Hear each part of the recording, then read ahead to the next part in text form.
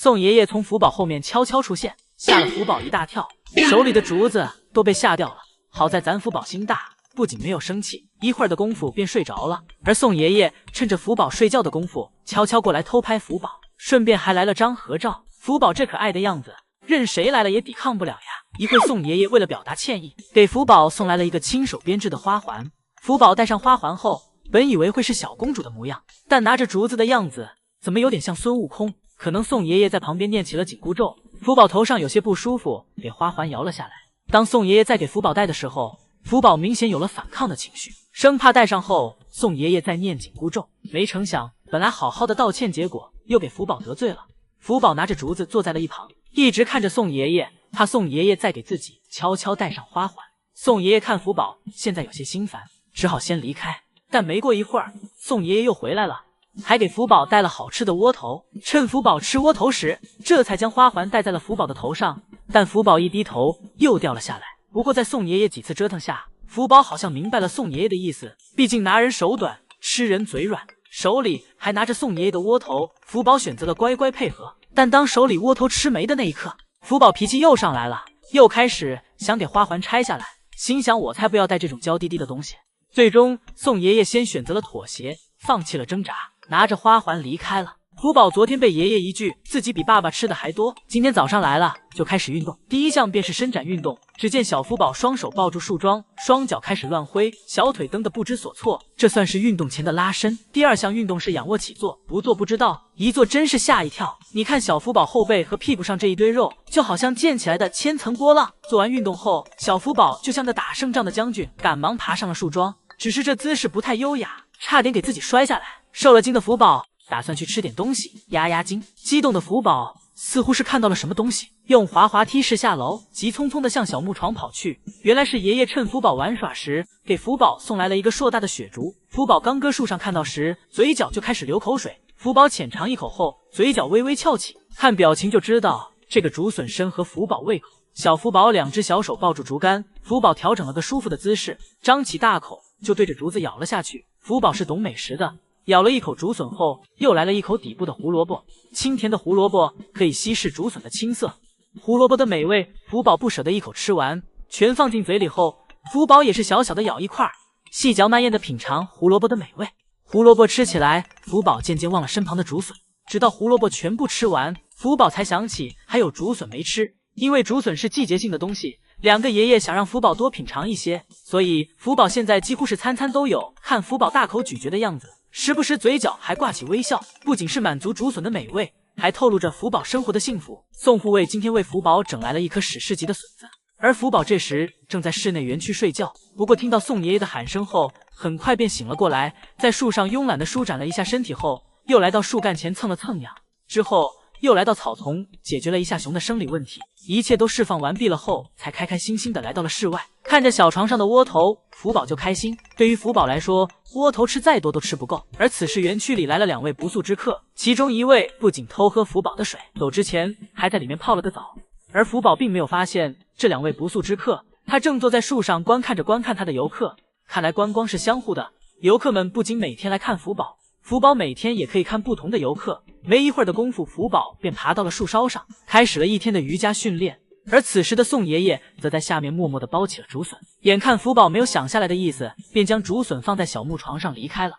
而福宝从树上下来时已是下班点，但上面的竹笋福宝是一眼也没去看。江爷爷今天要为乐宝准备他的9岁生日，而身后是江爷爷的小农场，除了玉米以外，这里还有江爷爷亲手种植的胡萝卜，天然无公害，这样乐宝一家吃起来才健康。江爷爷将熟好的胡萝卜采摘了下来，而接下来江爷爷会将胡萝卜带去厨房清洗，为乐宝做一个胡萝卜蛋糕。但是目前江爷爷还不知道爱挑食的乐宝会不会喜欢吃萝卜蛋糕，但江爷爷表示爱宝是喜欢，就算乐宝不喜欢吃，到时候还可以给爱宝。江爷爷先是找来一根大小正好的木头，然后再裁剪一圈和木头一般高的竹子，将其包裹起来，再在周围包裹一圈短的竹子，这样蛋糕的形状就出来了。接下来江爷爷拿出刚才清洗好的胡萝卜，插在木头上面的竹签上，插完后江爷爷还特意数了一下，确认是9根，最后再用园区里采摘的小花进行装饰，一个精致胡萝卜蛋糕便完成了。江爷爷哼唱着韩语生日歌来到了乐宝的园区。 생일 축하합니다. 생일 축하합니다. 러바오의 생일을 축하합니다.蛋糕放置好后，江爷爷便呼叫乐宝进来吃生日蛋糕。而江爷爷特意解释了乐宝左侧的黑眼圈掉毛的现象，表示这可能是大熊猫的正常现象。不过据观察，现在已经停止掉毛了，或许明年的秋天会再长出来。乐宝来到小亭子上，发现蛋糕后，被爷爷的用心给感动了。爷爷以为乐宝低下头是被感动哭了，对乐宝表示不用感动，这都是小事情，爷爷应该做的。不过看起来乐宝似乎对胡萝卜不感兴趣，将胡萝卜拿下来后只是闻了一下，但是爷爷的用心，乐宝是感受到了，高兴的在蛋糕旁蹭了起来。而且浪费的问题大家也不用担心，江爷爷马上就会给爱宝送过去。今天是爱宝乐园里面的动物集体体检的日子。爱宝乐园虽是以我们的大熊猫爱宝来命名，但实际上在爱宝乐园里还有很多其他的动物，让我们通过体检的方式来看一看具体都有哪些。首先体检的便是我们的爱宝，观察动物是否健康的第一方法就是通过它们的大便，先测量大便的重量，再观察其夹杂着的物质。经过检查，爱宝的大便很健康。之后，江爷爷来到了爱宝的房间，江爷爷用小零食吸引爱宝的注意，而一侧医护人员在爱宝不经意间已将血抽完，之后再对采集的血液进行相关检测。检测结果显示，爱宝的身体指标一切正常，而乐宝和福宝前几天已经检测过了，所以今天便没有再为其额外做检查。江爷爷来到乐宝园区，看到乐宝这炫竹子的状态，更是一点问题也没有了。接下来便轮到动物园里的狮王了。由于狮王的性情不会像大熊猫一样温顺，所以在饲养员们商讨下，打算采用最简单粗暴的方法，让它乖乖听话。饲养员只是对着管子吹了一下，眼前的狮王便晕倒了。饲养员们先对狮王注射麻药，让其稳定后再做检查，看狮王的反应应该是射中了。没想到韩国的麻醉工具居然如此简单粗暴，在药性完全发挥作用后，饲养员们开始争分夺秒的将狮王运往检查室，不然中途醒来后果不堪设想。来到检查室后，检查人员从牙齿到口腔每一个细节都没有放过。检查完后，医生发现狮王除了口腔有些炎症以外，身体其他指标都很正常。在给狮王的牙齿上完药后，饲养员们再次争分夺秒的将狮王运了回去。将狮王运回去不久，狮王便恢复了意识。今天宋爷爷来给福宝一家做体检，以前都是江爷爷陪同体检，这次来看看换成宋爷爷陪同体检后有什么不同。宋爷爷和检查人员先来到了乐宝房间，乐宝看到江爷爷过来，豪横且直接的将手伸了出来，一点也没有害怕或抗拒的想法。宋爷爷用小零食吸引乐宝，一侧做检查的饲养员先在乐宝手臂上裁剪了一下毛发，这样方便接下来的抽血。饲养员稳准狠，当乐宝感到疼痛时已经打完了，饲养员用纸血棉按住针口，而乐宝则因为疼痛低下了头，但乐宝并没有因此生气发火，乐宝真的很乖。接下来轮到爱宝，宋爷爷先给爱宝量了一下体温，喂了点小水果，稳定了一下爱宝的情绪。就在爱宝沉寂在水果的甘甜时，旁边的检查人员已经抽完血了，爱宝甚至都没有感觉到疼痛。最后当给福宝做检查时，现场出现了一些特殊情况，因为福宝手不够长，抓不住前面的把手，所以宋爷爷找来一根竹子来训练福宝伸手的动作。这其实是宋爷爷故意来和他玩的。福宝今天并不用体检，只是想让福宝体验一下体检的感觉。福宝虽然什么也不懂，但一直都在乖乖配合着宋爷爷。看来不管是哪个爷爷陪同体检，福宝一家都会乖乖听爷爷话。江爷爷前2天从我们国家带回去了一些玉米秸秆，今天打算让福宝一家尝尝鲜，这也是他们第一次吃这个东西。江爷爷思考半天，打算自己先尝一下，看江爷爷用牙剥皮的样子像不像福宝。江爷爷大口咬下去，表示很满足，因为他堪比甘蔗。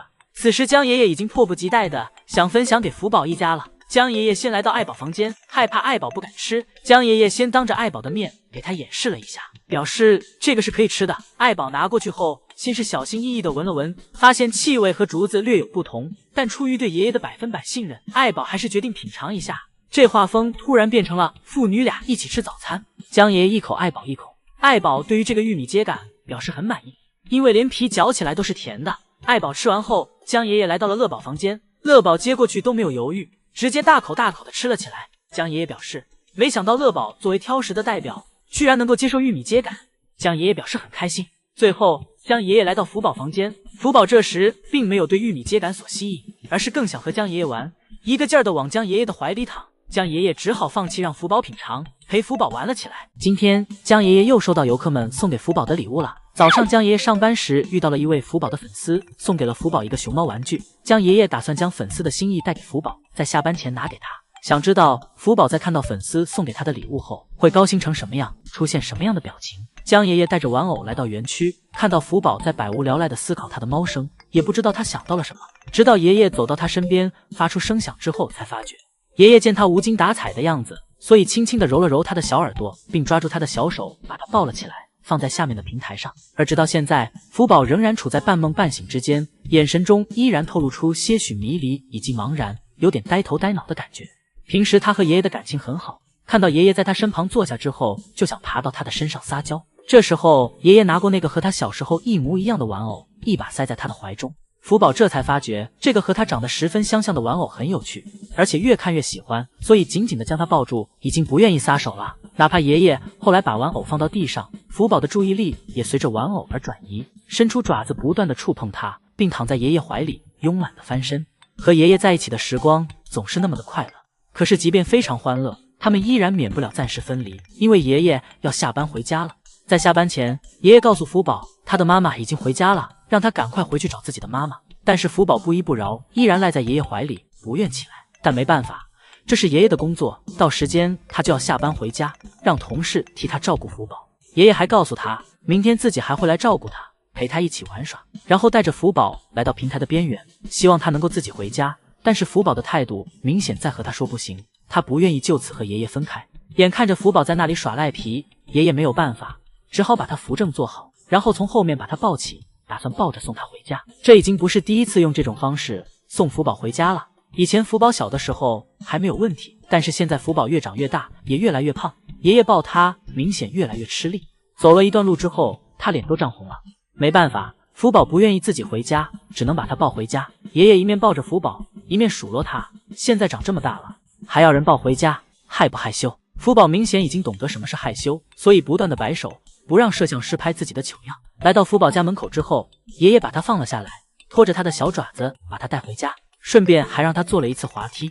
而我们福宝公主幸福的一天到此也终于画上了圆满的句号。江爷爷今天完成了一个大工程，那就是为爱宝和福宝的园区搬来了一块巨大的冰床。虽然江爷爷累得满头大汗，但江爷爷很开心，因为有了冰床，爱宝和福宝在这个夏天就会凉爽很多。江爷爷来到房间，正打算叫福宝和爱宝来室外玩耍。江爷爷看到此时爱宝正在小木床上睡觉，而福宝则是睡在了妈妈的青团面前。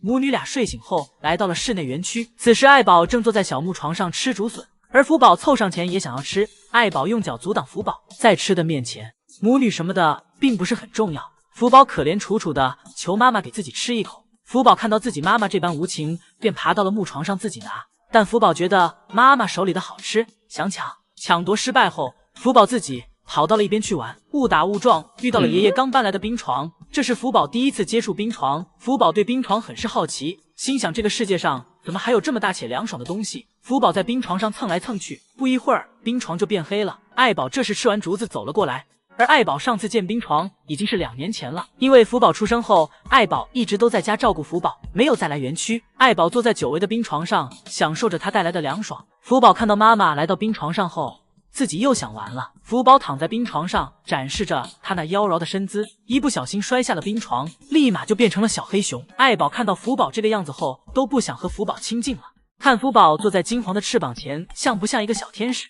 这是宋爷爷特意为福宝制作的天使翅膀，因为今天是福宝出生的第1004天，在韩语发音里1004和天使同音，所以早上宋爷爷早就来到园区，不断从园区的竹园里往返，摘取枯黄的竹叶，打算为福宝用这金黄色的竹叶制作一个天使翅膀。宋爷爷看了看工具不够，便将竹叶抱回了办公室。不一会儿，宋爷爷又赶了回来，先给福宝放置好了新炖的竹子和美味的烤串。很快，这翅膀也制作完成了。宋爷爷先坐在翅膀前，和游客们来了个互动。紧接着，福宝走了进来。福宝早在门口发现了小木床上的美味，一溜烟的功夫便跑到了床上。福宝挨个闻了一圈，最后被紫色的竹笋吸引了注意。但不喜欢吃竹笋的福宝，最后还是选择放弃竹笋，拿起了烤串。今天的烤串料很足，有胡萝卜、窝头、竹笋。但不知道宋爷爷的烤串和淄博的烧烤相比，哪一个更胜一筹呢？大家可以在评论区探讨一下。福宝的烤串吃到最后只剩下了竹笋，福宝很快便没有了兴趣，又盯上了身后的翅膀。福宝本想依靠在身后的栏杆上休息一下，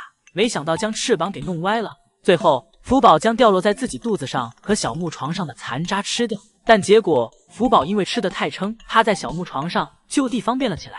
方便完后发现外面怎么有这么多哥哥姐姐在拍自己，害羞的跑走了。大家好奇将爷爷和福宝单独在一起时都玩什么吗？想要单独和福宝玩，首先第一件事就是想办法接福宝回家。此时的福胖墩儿越来越沉了，将爷爷抱一会儿就累得满头大汗。福宝表示自己还想在园区玩一会儿，不想回家。福宝抱着爷爷大腿，试图让爷爷陪自己多玩一会儿。看福宝在园区打滚的样子，真的可爱极了。爷爷休息了一会儿，再次将福宝抱起。福宝走到一半，用脚勾住了爷爷的大腿，试图让爷爷停下来。最终福宝成功将爷爷逼停，还没等将爷爷反应过来，福宝一个虚晃，转头就开溜，将爷爷急忙伸手去抓，一通折腾，终于将福宝送上楼梯。看福宝滚下楼梯的样子，就像是一个面团一样柔软。来到房间后，这时将爷爷已经很累了，便坐下来陪福宝玩耍。福宝躺在爷爷怀里，享受着爷爷的宠溺。福宝直勾勾地盯着爷爷，表示爷爷按摩得很舒服，都不想离开了。就这样一直在爷爷的怀里躺着。将爷爷起身时，福宝以为爷爷要离开，立马翻身抱住爷爷的大腿，不想爷爷离开。而爷爷表示自己只是想起身换个姿势而已。由于福宝越来越大，福宝和爱宝之间经常会发生一些激烈的打斗，所以在饲养员们一致的探讨下，打算开始训练福宝独自生活的能力，通过3个阶段来使福宝完全适应自己一个人独立生活。这是独立训练前的前一天，爱宝正像一个3角饭团一样坐在床上休息，可能是刚奶完福宝，而福宝则是趴在了小木床的下面睡觉。来到园区，江爷爷发现福宝和他爸爸乐宝一样喜欢用右手吃饭，但乐宝不在床上拉青团的优良习惯，福宝却没有继承。江爷爷跟福宝说自己要把福宝在床上拉青团的画面保存下来，等福宝有男朋友时拿给福宝男朋友看。要想爷爷不给男朋友看，以后就要乖乖把青团拉在床外面。经过爷爷1天的陪伴后，今天是福宝开始独立生活的第1天。虽然江爷爷今天休假，但江爷爷很是担心福宝，所以还是赶了过来。而这也是福宝要成为大熊猫必须经历的一步。这时是福宝的第1阶段，就是和妈妈在白天分开6个小时，让福宝体验白天没有妈妈在的感觉。第2阶段会让福宝晚上和妈妈分开10个小时，让福宝在晚上体验睡觉时身边没有妈妈的感觉。第3个阶段就是完全让福宝和爱宝分开1整天，而到了第4个阶段，就是福宝和爱宝完全分离，实现福宝独立。6个小时到了，爱宝来到园区，而爱宝为福宝已经在房间里待了1天了。不过福宝和爱宝见面后并没有很担心对方，而前去查看对方的安全。看来是爷爷平时给的安全感太强了，所以就算福宝和爱宝分开，彼此也不会担心对方会出现什么危险。福宝独立的第2天，爱宝依旧是在房间等待，而福宝独自在外面营业。这个阶段会持续半个月左右。不过此时福宝的状态还算稳定，但福宝也不用担心，因为有爷爷在，福宝一定会成功完成独立的。爷爷话刚说完，一会儿爱宝来到园区后，福宝就和爱宝打了起来。爱宝回到家后已经很困了，福宝却活力旺盛，一直要妈妈陪自己玩。爷爷看到爱宝趴在床上休息的样子，表示很心疼爱宝，能体会到爱宝自己带孩子的辛苦。今天开始，福宝将迎来独立的第2个阶段。这个阶段，福宝从晚上6点到早上8点，福宝将独自生活，期间不能和妈妈爱宝接触。江爷爷怕在此期间会发生意外情况，所以会24小时陪在福宝和爱宝的身边，观察他们的情况。第1天夜里，爱宝正在自己的房间乖乖的吃东西，看上去很平静。江爷爷在旁边不断的夸奖着爱宝。当来到福宝房间时，福宝看到爷爷过来，急忙跑到爷爷身边。而福宝和爱宝的房间只有1墙之隔，基本上对方发出任何声音，彼此都能听得很清楚。福宝听到妈妈吃饭的声音，不禁感到自己的肚子也有点饿了。而此时，乐宝已经陷入沉睡，并不知道其他房间发生的一切。爷爷再回来时，福宝正不断的在墙边发出声音，似乎是想吸引妈妈的注意。看到爷爷的到来，福宝才安静了下来。最终，福宝在爷爷的陪伴下，也很快进入了梦乡。而爱宝今晚由于没有福宝在旁边打扰，睡得很是安逸。爱宝和福宝睡着后，乐宝又醒了过来。乐宝正坐在自己的床沿拉答便。乐宝的好习惯依旧在保持。早上天刚亮，江爷爷再次来到福宝房间。此时，福宝和爱宝都醒了。第1天的夜间独立训练结束，福宝和爱宝相遇，爱宝在福宝身上展现着自己对福宝的想念，爱宝骑在福宝的身上做标记，示意福宝只能属于爱宝。爱宝就这样紧紧抱着福宝，爱宝似乎感觉到福宝长大了，这次真的要分开了。爱宝的不舍将爷爷全部看在了眼里，而爷爷能做的就是将福宝和爱宝都照顾得好好的。第二天晚上，爱宝的情绪明显有了变化，一直在门口反复徘徊。很快，福宝被妈妈的声音吵醒，福宝坐在栅栏前，一边听着妈妈的声音，一边吃着竹子，而爱宝则走到爷爷面前寻求安慰，将爷爷开导着爱宝，诉说着福宝的一举一动，让爱宝放下紧张不安的情绪。好在爱宝懂事听话，在爷爷的哄睡下，很快便安静下来，进入了梦乡。今天是福宝独立的最后一个阶段，宋爷爷表示，前2个阶段时，福宝和爱宝表现得还算顺利，毕竟动物间的突然分开，情绪上肯定会有些变化。不过这些都在江爷爷的预想之内。第3阶段，福宝要从晚上6点到第2天下午2点，和妈妈爱宝分开20个小时。当这个阶段结束后，福宝将迎来完全独立的生活。第3阶段第1天早上，江爷爷来到福宝的房间，此时福宝已经醒了，看到江爷爷到来，乖巧的走到江爷爷面前说早安。紧接着，江爷爷又来到爱宝的房间，爱宝此时已经开始吃早饭了。不过这时爱宝需要方便一下，毕竟女大避嫌。江爷爷打算去看看福宝的爸爸乐宝。来到乐宝房间后，话锋一转，乐宝正四仰八叉的倚在墙上睡大觉，可能是江爷爷的笑声有点大，被乐宝听见，乐宝一下醒了过来，看到爷爷在，便害羞的放下了脚。而此时福宝来到了妈妈的房间，福宝趴到妈妈的怀里吃起了奶。谁能想到一个200斤的胖子居然还要吃奶？爷爷过来喂食，福宝坐在爱宝身前，爱宝拍打福宝，问福宝，你不是刚吃了奶？毕竟在吃的面前是没有儿女之分的，谁抢到算谁的。中午爷爷来接福宝上班，福宝又给爷爷表演起了小熊翻滚，玩个不停。胡萝卜也不想吃，就想黏着爷爷，像小时候一样给爷爷表演打滚。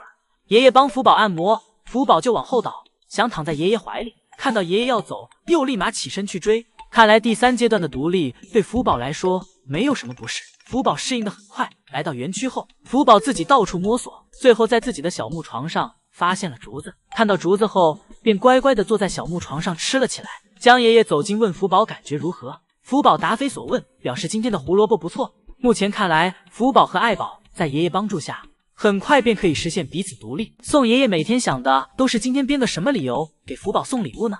这不，今天宋爷爷为了庆祝福宝昨天的答辩量超过了30公斤，宋爷爷今天又为福宝准备了一个很酷的礼物，是一个甘草包。为了防止甘草太碎会迷倒福宝的眼睛，宋爷爷精心将筋的部分挑了出来，而且上面还带有淡淡的清香。宋爷爷猜想福宝一定会很喜欢。宋爷爷此时已经按耐不住让福宝玩耍的内心了。宋爷爷悄悄来到福宝身边，碰巧福宝一抬头看到了爷爷，而福宝此时正躺在干草堆里玩耍打滚，不停地将干草往自己的身上盖，给福宝激动坏了。每次福宝看到新鲜事物，就像是猫咪遇到猫薄荷一样，着实让猫兴奋，怎么玩都玩不够。但除了在上面打滚以外，福宝又不知道其他的玩法，就只好不停地在上面打滚了，试图用身体所有的感官都体验一下干草的感觉。但福宝在干草上滚了这么多遍，而身上却依旧干净整洁，几乎是没有什么碎屑。这还要归功于宋爷爷的细心。看来宋爷爷当初只将甘草精挑选出来的原因，不只是怕福宝迷着眼，还能让福宝玩后身体感到舒适，不会因为草渣沾到身上后而感到瘙痒难受。五一当天，江爷爷非但没有休息，还早早来到园区为福宝准备节日小惊喜。只见爷爷在树上钉了一个竹子筒，便离开了。不过很快，爷爷便再次返回。爷爷拿来了福宝爱吃的雪竹竹笋，这雪竹明显比前几天的高了许多，看来雪竹竹笋的生长季到了。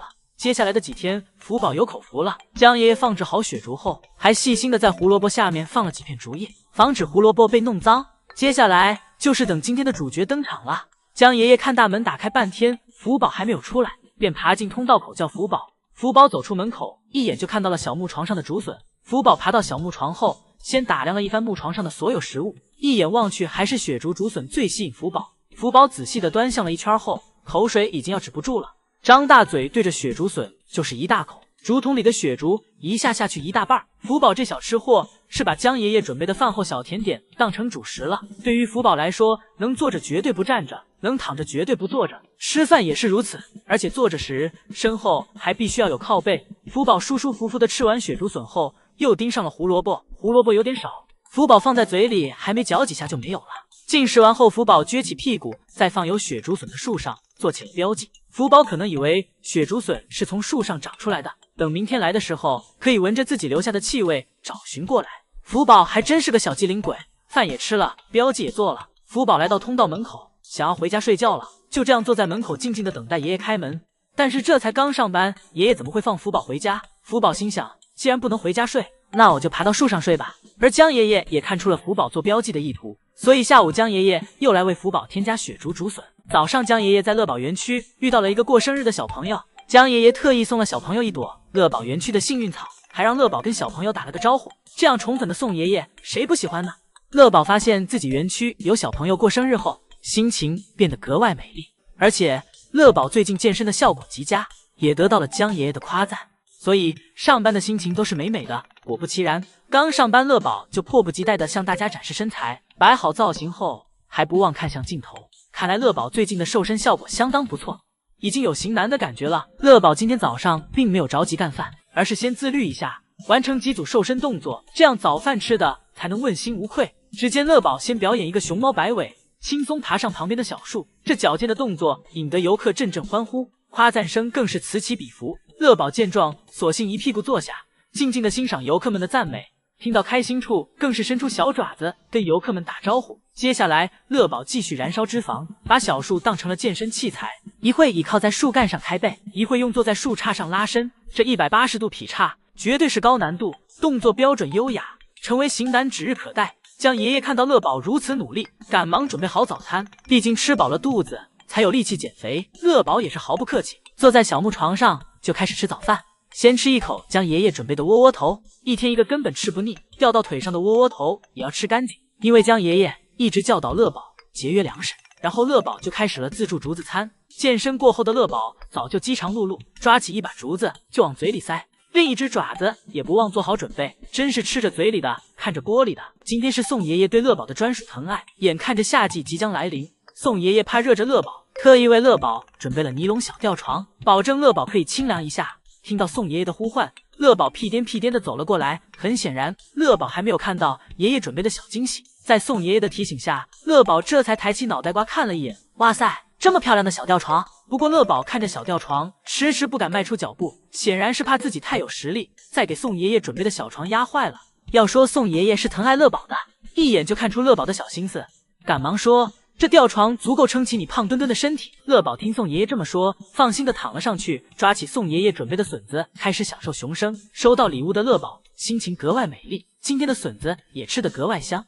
要是能像乐宝一样，那真是太酷了。之后乐宝实在是按耐不住喜欢的心情，径直在吊床上撒起了欢，一会把自己蜷成一个小肉球，一会又躺得四仰八叉，还要用爪子挠挠小吊床，测试一下质量到底过不过关，看得宋爷爷满心欢喜。宋爷爷的小吊床做得非常结实，任凭乐宝怎么撒欢，小吊床依旧稳稳当当。宋爷爷说，哪怕自己再辛苦，看到乐宝可以如此享受，自己也算是心满意足了。让我们谢谢宋爷爷对乐宝一家无微不至的爱吧。早上福宝闻到妈妈留下的标记后，久久不能释怀，站在门口不断的徘徊，思考着怎么才能让妈妈知道自己已经收到来信。最后福宝坐在门口，在妈妈做标记的地方留下了自己的气味作为回忆，福宝这才放心离开。福宝来到小木床上吃饭，美味的胡萝卜是首选，但这小小的胡萝卜并不能满足福宝的胃，福宝便又吃起了竹子。吃到一半，福宝似乎是想到了什么，放下了手里的竹子，来到了树上，看着福宝在树上发呆的样子，不知是不是想妈妈了。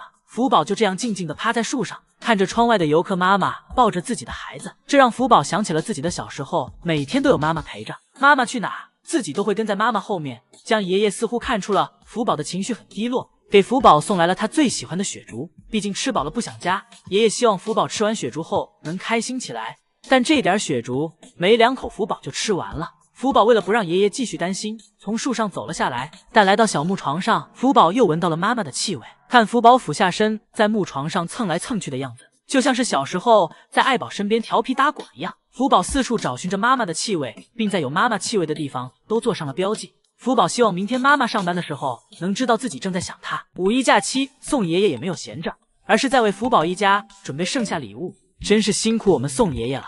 不过宋爷爷做出这么一个奇奇怪怪的东西，大家能猜到它的用途吗？除了这个奇奇怪怪的东西之外，宋爷爷还制作了竹片马铃薯塔，用剩下的材料磨成了竹屑。宋爷爷说，竹屑有种特殊的香味，没有哪个熊猫能抵挡住竹屑的诱惑。果不其然，宋爷爷刚把竹屑撒到乐宝的小床上，乐宝就立刻撒开了欢。此时的乐宝已经被竹屑香迷糊了，整只熊蜷成一团，恨不得把竹屑铺满全身。看着乐宝玩得如此开心，宋爷爷还不忘跟粉丝打趣，说福宝完全遗传了爸爸的基因，跟乐宝一样是个厚脸皮熊。不过乐宝玩的实在是太开心了，都没有听到宋爷爷在说自己的坏话，不然绝对又是一个熊熊白眼了。玩疯了的乐宝感觉到肚子空空的，结果抬头就看到了半截胡萝卜。看到这，大家就知道这个奇奇怪怪的玩具是什么了，原来是乐宝的专属床头柜，而且它还有一个更好的用处哦，就让福宝给我们展示吧。快看，福宝把玩具抱在了怀里，这完全就是一个量身定做的小抱枕呀。夏天睡觉的时候抱着小竹筒，岂不是清凉一下？福宝正在吧唧吧唧的啃着竹笋，殊不知宋爷爷还准备了特调鸡尾酒。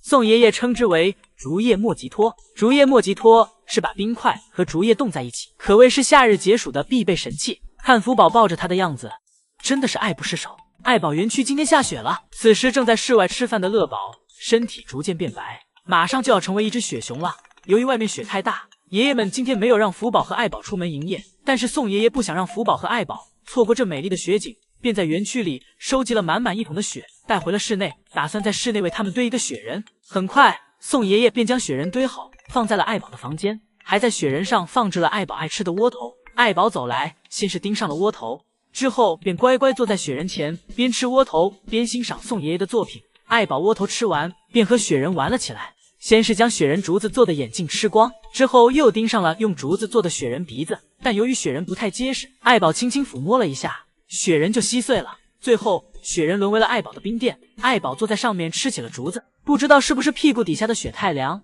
让爱宝不舒服了。爱宝生气的冲着708碎的雪堆就开始发泄，最后雪堆在爱宝的发泄下融化成了一滩水。宋爷爷将爱宝房间的雪打扫干净后，又来到福宝房间，给福宝带来了满满一桶雪白的雪。福宝爬上去，仅翻滚了一个来回，雪白的雪便变了颜色，在白色的对比下，显得福宝一下黑了好几个度。福宝在雪上辗转腾挪，用自己的行动表达着自己对雪的喜爱。